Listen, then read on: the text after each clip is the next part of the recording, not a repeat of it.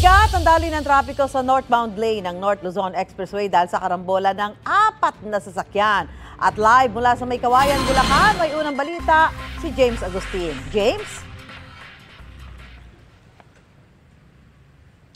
Susan, 5 sugatan kabilang ng isang buntis sa karambola ng 4 na sasakyan dito sa northbound lane ng North Luzon Expressway sa bahagi ng May Kawayan City sa Bulacan. Bumaliktad ang isang itim na kotse matapos mabangga ng asul na kotse sa NLEX May Kawayan bandang alas 3:25 na madaling araw. Agad na tinulungan ng buntis na sakay ng itim na kotse at kanyang asawa. Sugatan sila kaya dinala sa ospital. 3 naman sa 6 na sakay ng asul na kotse ang bagyaring nasugatan. Damay sa aksidente ang isang taxi at truck. Kwento ng taxi driver, mabilis ang takbo ng asul na kotse. Una nitong binangga ang itim na kotse. Sa lakas ng impact, tumama ang itim na kotse sa truck at taxi bago tuluyang bumaliktad. Tumanggi magbigay ng pahayag ang 22 anyos sa driver ng asul na kotse.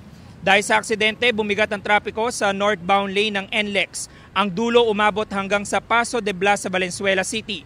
Bago mag-alas 5 ng umaga nang tuluyang maitabi ang mga naaksidenteng sasakyan.